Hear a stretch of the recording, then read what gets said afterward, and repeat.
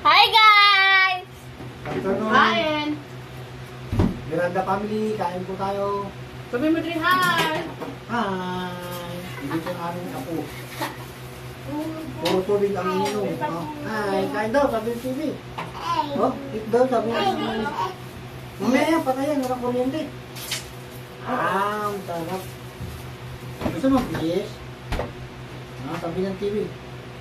Sabi ng cellphone, kain ka daw ng piso. Ayun, sabi ni Kuya. Oh, hello. Kain! Banana at saka sweet potato.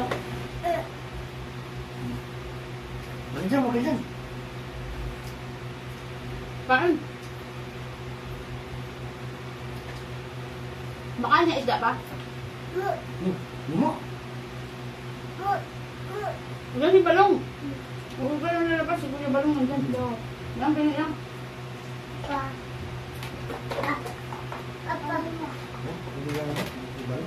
Yan si Kuya Balong. Kukunin ka dyan. Kain ka na.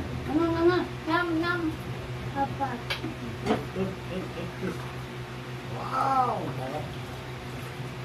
Nam. Alam mo guys, bago kami mag-umpisa kumain, naka-4 na baso na tubig na ako. Wala kaming almusal pa. Kasi tanghali na kami nagising. Gising namin 10:30. Kasi sa gabi di makatulog, sobrang init. Una nagising dito sa amin yung asawa ko. Nagbubukas ng aming tindahan.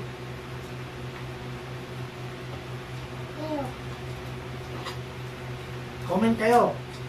Sabi mo, Anong nangyayari sa inyo sa madaling araw pag natutulog kayo? grabing init, Para no? para sinusunod tayo sa pagtulog. No. Sabi ng apo ko, kain! Yan daw, sabi. Kain na, Kuya Balong, bilis! Kain. Wait, dapat bukin na. Kuya Balong. Kain daw, sabi ni Kuya. Bebe.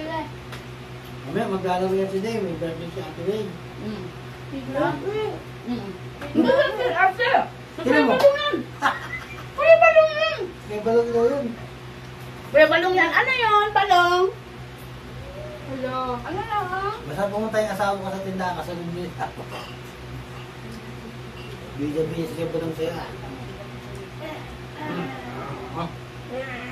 Bis, mamaya lalaro tayo sa labas ha. Nagalit na. Magkano mo na? Bis, wow. Mang kape, eh. Kape. Ayun na. Asaan yung price mo pa? Right? Oo. Bakit? Hiramin daw. Di ba kinuha mo kay Sige? Kaya nga, wala na. Diyan, kalo. Tama na.